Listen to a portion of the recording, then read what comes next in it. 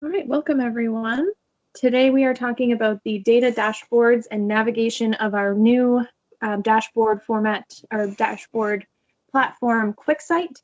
And this is a new rollout that we have started where people have the ability to go in and see their data. So we are going to be talking about that today. As always, we do want to just remind everyone of the strategic goals of the Maine Department of Education. In all of the work that we are doing, we are hoping to exemplify these strategic goals in inspiring trust in our organization and the public education system in Maine, developing, supporting, and sustaining a robust educator workforce, promoting education, excellence, and equity for all Maine learners, ensuring student and school safety, health, and well-being, supporting a culture of innovation and continuous improvement, and building a healthy and collaborative work environment, strengthening the potential of Maine DOE and its staff. So today we are talking about the new data visualization dashboards, which are intended to provide value added back to through data to our SAUs in Maine. So these are based on reports that are pulled from your NEO dashboards, your certified data sets in NEO. We're going to talk about how the data visualizations can be utilized, some navigations of the new data visualization dashboards. Hopefully you will understand the important context of state level data. There are some nuances to that. We're going to go through those a little bit. And then identifying where to look for further information should you have any questions. So data visualizations are visual representations of a narrative data story. When we think about a data visualization, we think about charts, diagrams, pictures, maps, and graphs. So those are all of the ways that we can represent data that are submitted up to the Maine Department of Education. We have chosen to go with a data visualization format because with data visualization, you have the opportunity to identify patterns and trends more efficiently. You can make more comparison between data sets. You have the accessibility factor for when rather than looking at numbers. So this is why we have chosen to go to a more visual format than the static documents that have been previously posted on our data warehouse. So for those of you who have been around for summer training and things like this activity will seem a little bit familiar, but I do hope that you will indulge me for a moment. You can close your eyes, I will read this, or you can read it and visualize for yourself. But picture this, an oak tree that is very tall. The right side of the tree is very full and hangs over a driveway that loops around the base of the tree. The left side of the tree is not as full. There are other trees up close to this side.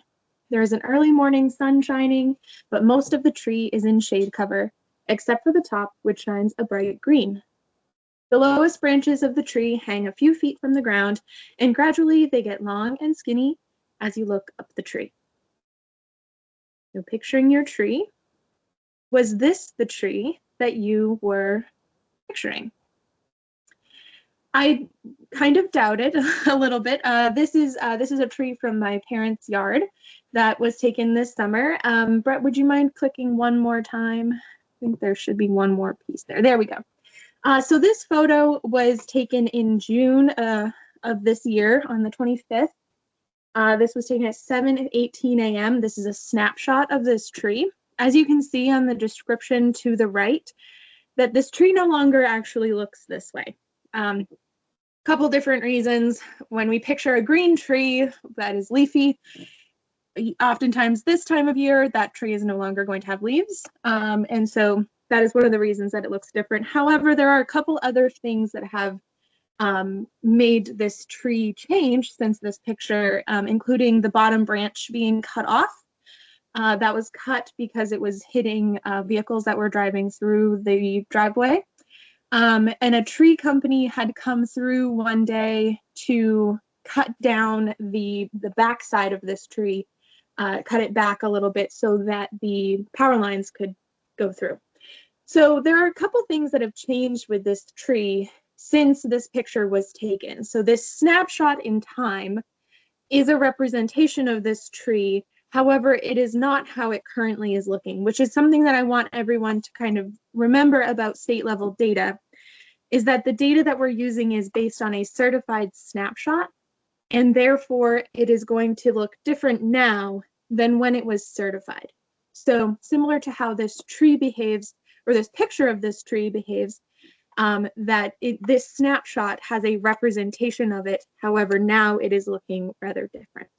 And so all pictures, for example, have metadata, which will give you the information of when the photo was taken, so that you can know if it, how long ago it was that that representation was available. So as I said, we are working with certified data sets from reporting to state NEO. This flow looks a little bit different depending on the data set that you are reviewing. For student data, your data will come from your local student information system up into State Synergy, where it will then load into NEO reports. And then for your NEO staff, your local HR system may have data, then it goes up to your staff data in NEO, and then it's generating reports in NEO as well. The next step, which we're talking about today, is these QuickSight visualizations. So the flow is coming to an end with the QuickSight visualization. This is after you've certified data. This is all based on what was reported in your NEO system. So you should be able to go back and review your reports in NEO and see synthesis between the two of them.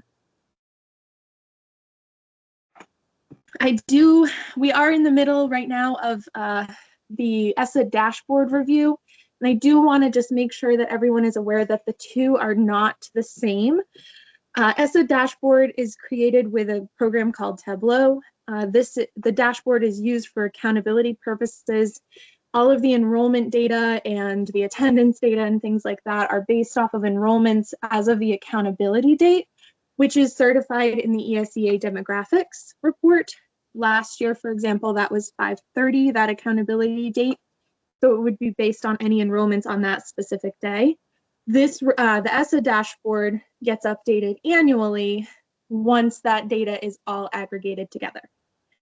The QuickSight dashboards are based on certified data collections listed in the metadata of the report. So they'll vary, they'll change based on the data that you're looking at, where the source of that data is coming from. These are going to be full year reports of all students. So your graduation counts will be all of your graduates. Multilingual learner dashboard will be a certified data set of October 1. You'll also have your October 1 enrollment, which will be all of your student counts. So those are just a couple of examples, but they will be updated after a collection and after a report has been certified. Once we finalize all of that data, it will be aggregated and pulled together into one of the dashboards or multiple of the dashboards. For example, the multilingual learner and the public funded attending student counts are all based off of the same October 1 report. All of that is listed in your metadata, which will show you where you can find that in a moment. So your QuickSight login information, superintendents were given access to this back on the 21st of November. If you are a superintendent in this meeting and you did not get your email, please reach out to Brett. We'll have his contact information at the end today so that you can get your account set up. You do need to use your SAU email. You will need to set a password, which will be 8 to 64 characters, lowercase, uppercase, number, and a non-alphanumeric character. The phone number for this is just something that I want to point out to anyone who's looking to set up an account. The phone number needs to be an SMS text message capable phone number. What it's doing is it's your multi-factor authentication. It's sending you a text message to confirm that you were the one logging into your account. So it cannot be a phone number that does not have SMS text message capabilities. So just be aware of that if you are setting up an account in the future. Once you've logged into the QuickSight account, so there's two different versions of this. There are versions of the data dashboards which we explored during summer training, which are available on the data warehouse page, which is the publicly facing dashboards. Those are available to anyone who's on our website, whereas these login protected ones have a little bit more granularity. You'll have two different versions. Once you're logged in, you'll have an internal version as well as a public version. Your internal dashboards are going to be your unsuppressed data, which will be specific to your SAU that is assigned to you in your account. The public dashboards are going to be the suppressed versions of the statewide data. So those are going to be exactly like the ones that you should see on the data warehouse. Whereas the internal ones are going to be only for your SAU and will allow you to see your unsuppressed data. When you are there, so this is a public-facing dashboard. This is going to give you an opportunity to filter through different data elements. At the top, you have different versions of the same data. As long as you're focused to the same school year throughout this dashboard, you will be seeing the same data set. So you have a couple different ways that you can view the data. You can also filter on the left side, filtering your school year. Some of them allow you to filter down to school. It just varies. And then the last column of all of our QuickSight dashboards should be metadata, which is your sources of your data. That will tell you the reports from NEO from which the data had been pulled, the certified data that we were looking at when this was all put together.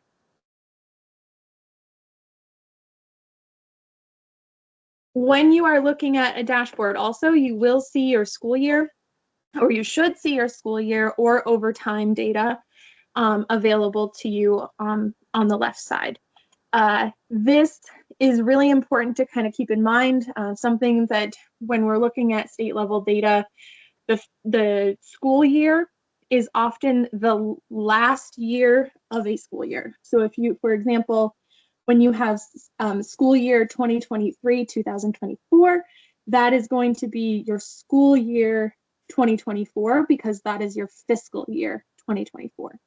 So that's where you'll see some inconsistencies, discrepancies maybe that may be a little bit confusing if you've never worked with state level data, that the school year is going to be based on the second half of the school year.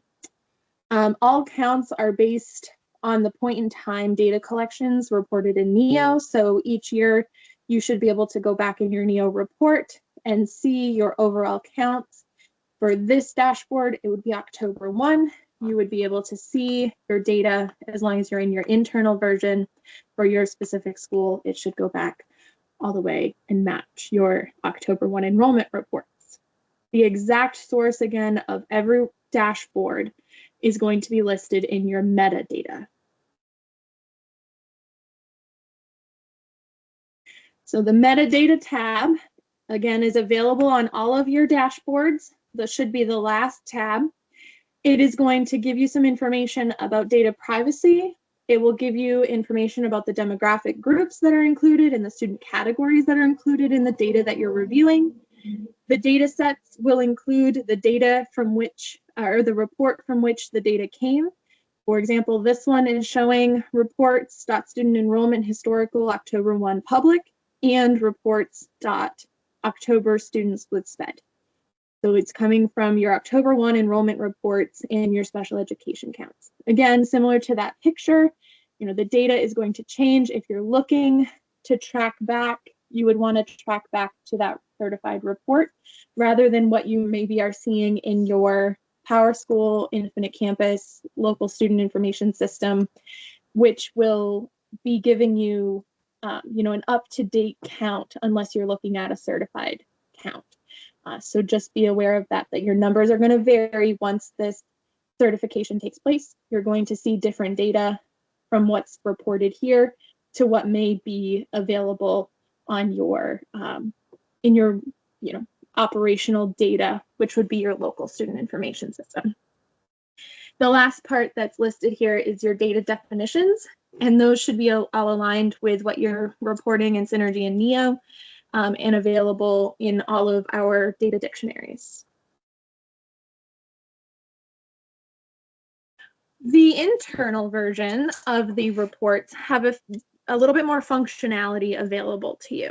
So this is kind of the perk of that login. This is where you're going to be able to drill down into even more specific data. So at the top of your screen, below those tabs where you have different variations of data, there's something called controls. And when you expand the controls, it will allow you to view the data on the dashboard based on a unique student group. These controls can be drilled down. You can drill down to up to 5 parameters at this point. Next slide. Oh, maybe next slide. There we go. So these are what the controls look like. There is one that's covered right now underneath the economically disadvantaged. Actually, 2, can't see the bottom one. I think it's grade. Anyway, you have a couple of different things there. You can filter by age as of October 1st. You can filter down to homelessness. If you filter on this data, it is going to give you the is going to change the data for the entire dashboard.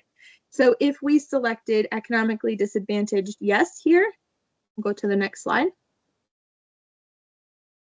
We will see, so at the very, very top of this screen, you can see where it says controls, it says age October 1, and then it says economically disadvantaged yes. This is only giving the counts of students who are economically disadvantaged. If we navigate to any of the other dashboards within this, well, any of the other visualizations within this dashboard, you're going to only have economically disadvantaged yes counts until you go back in and turn that feature off. So that's something a little bit nuanced.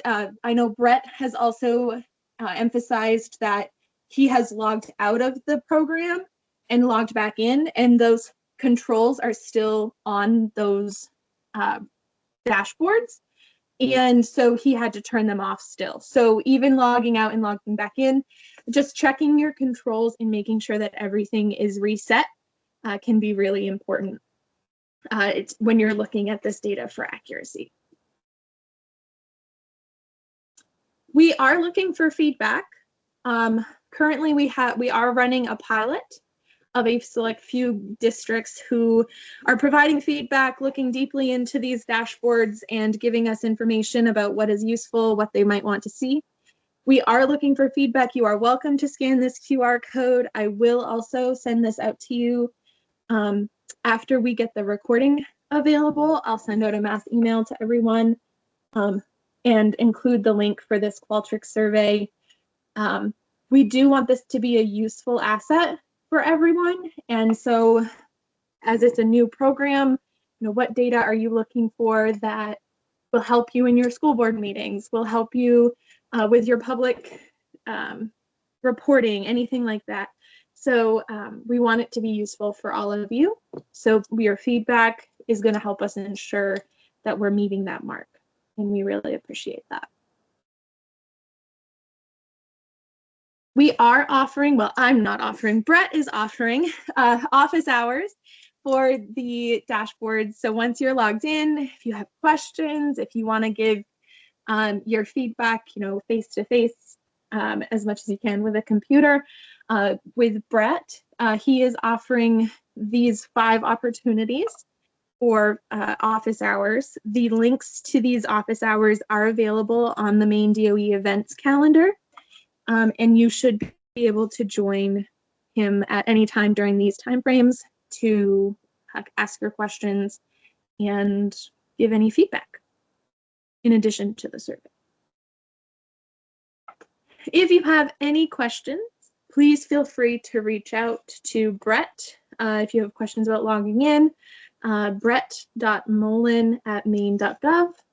If you have questions about your data, where your data sources are coming from, anything along those lines, he and I can both help you out with that.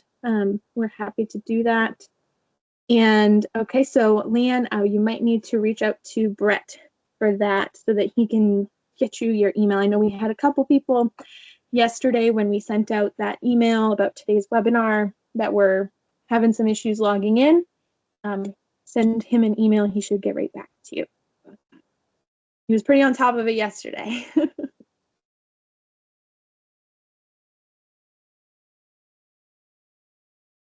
Okay.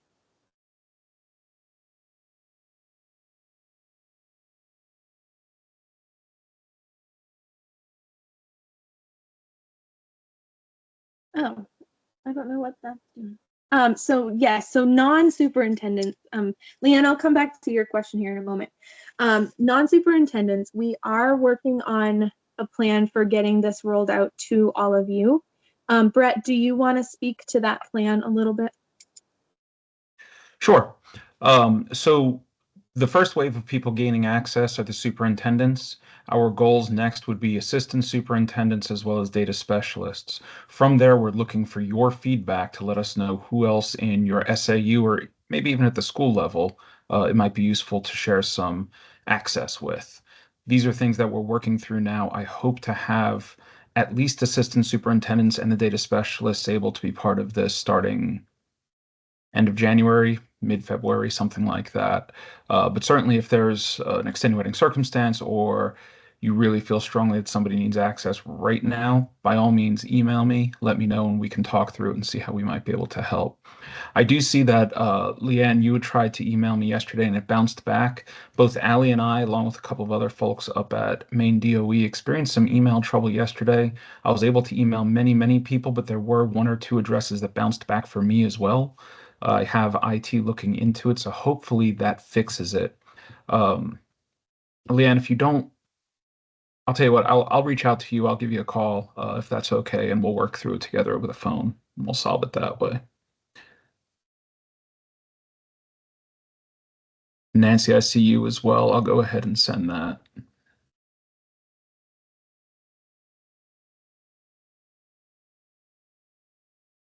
Perfect. Thank you, Todd. Looks like Brett's gonna have a busy afternoon getting everyone in there. It is important to note when you get an email, the initial email inviting you to log in does not come from me. It comes from an automated email address through QuickSight. I usually follow up with an email, though, alerting you to let you know that it is there.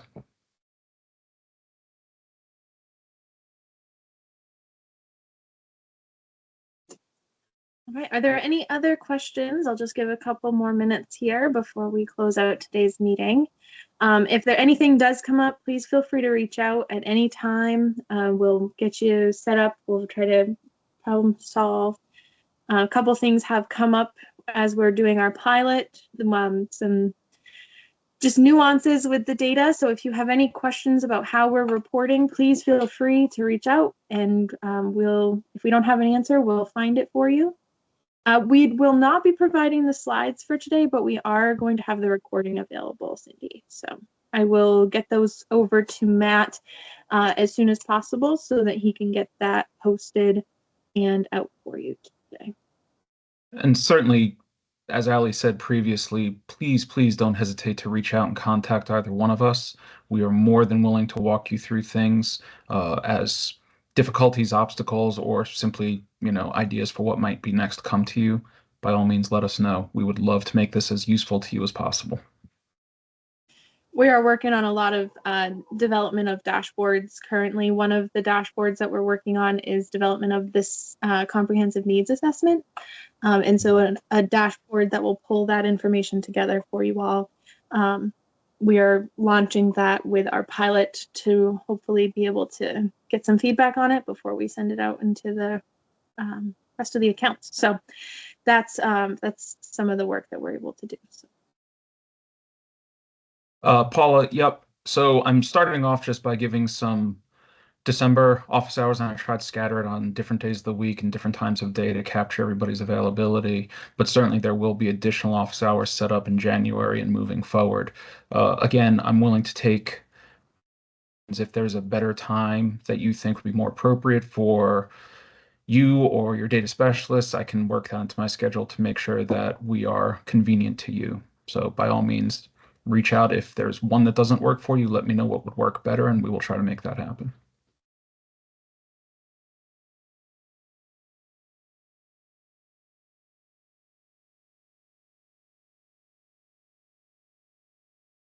All right. I think with that, we can close out. Again, please feel free to reach out if any questions arise. And we will be working on getting everyone access in the next couple of months to provide you all with the data that you need. I hope everyone has a great rest of their Tuesday. Hopefully you don't have to shovel too much snow in the coming days. And I hope everyone has a great holiday if we don't get a chance to reconvene before the holiday season kicks off. Thank you, everybody.